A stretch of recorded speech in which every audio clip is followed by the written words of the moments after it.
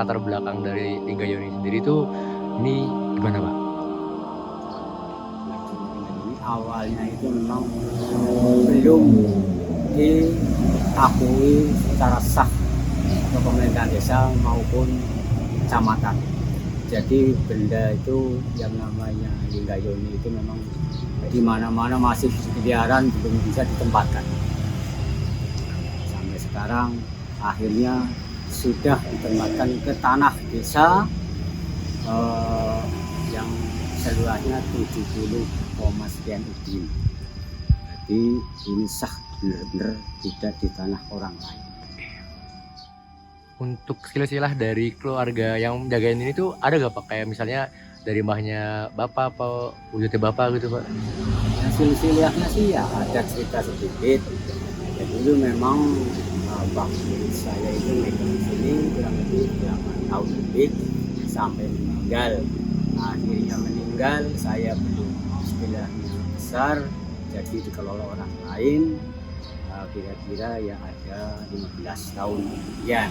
Jadi tidak disangka saya ketemu dengan buyutnya sampai sekarang. Akhirnya saya sebagai ditetapkan sebagai jubel, yaitu juru pelihara Linggayoni oleh pemerintah desa maupun pemerintahan kabupaten. Untuk Linggayoni itu maksud dari Linggayoni itu apa Pak? Maksud dari Linggayoni itu memang kata-kata lingga itu sebenarnya simbol menggambarkan bahwa lingga itu adalah alat kelamin kita sebagai laki-laki. Itu kalau Yoni itu memang menggambarkan simbolnya alat kelamin perempuan, itu Yoni. Jadi dinamakan Linggayoni. Itu Linggayoni. Berarti ada kisah tersendiri ya Pak mengenai Linggayoni tersebut? Ya ada kisah tersendiri, ada juga. Jadi kalau lingga memang ya itulah bentuknya sebagai laki-laki, terus perempuannya itu memang untuk pasangan sebagai laki-laki dan perempuan. Oke.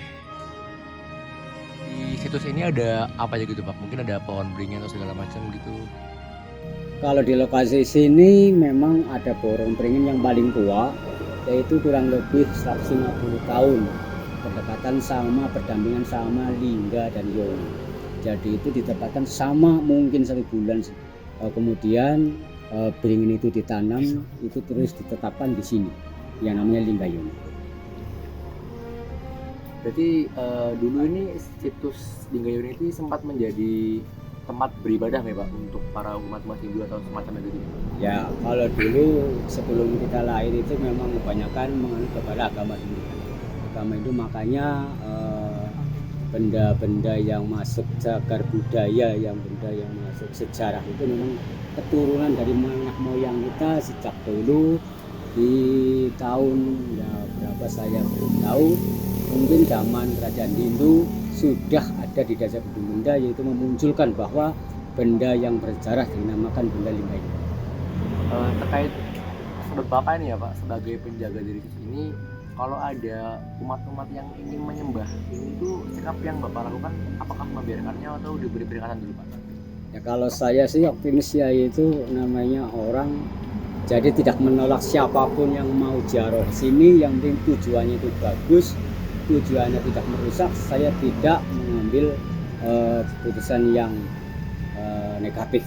Ya bebaskan saja peserta dari mana saja, pengunjung dari mana saja, yang penting di sini itu merupakan ketertiban dan kebagusan. Maupun sembahyang doa di sini itu saya tidak mempengaruhi, saya tidak melarang. Kalau di sini tuh katanya ada 2 situs Linggayoni, apa itu benar Pak?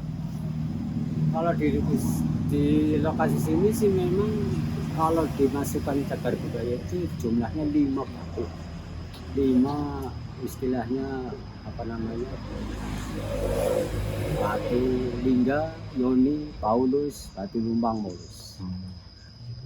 Jadi kalau di tempat lain belum ada yang masih cagar budaya, yang masih istilahnya hubungannya dengan Linggayoni itu belum ada. Banyak makam, tapi di sini bukan makam tapi makom. Ya. Kalau makam itu tempat sejarah, kalau makam itu tempat kuburan. Nasihat Bapak untuk para generasi muda yang kira-kira udah tergerus oleh zaman ini Pak terkait melestarikan cagar budaya ini apa Pak? Ya, harapan kami sebagai orang tua kepada generasi muda yang akan datang itu diperbolehkan lebih tahukan tentang sejarah zaman-zaman dahulu.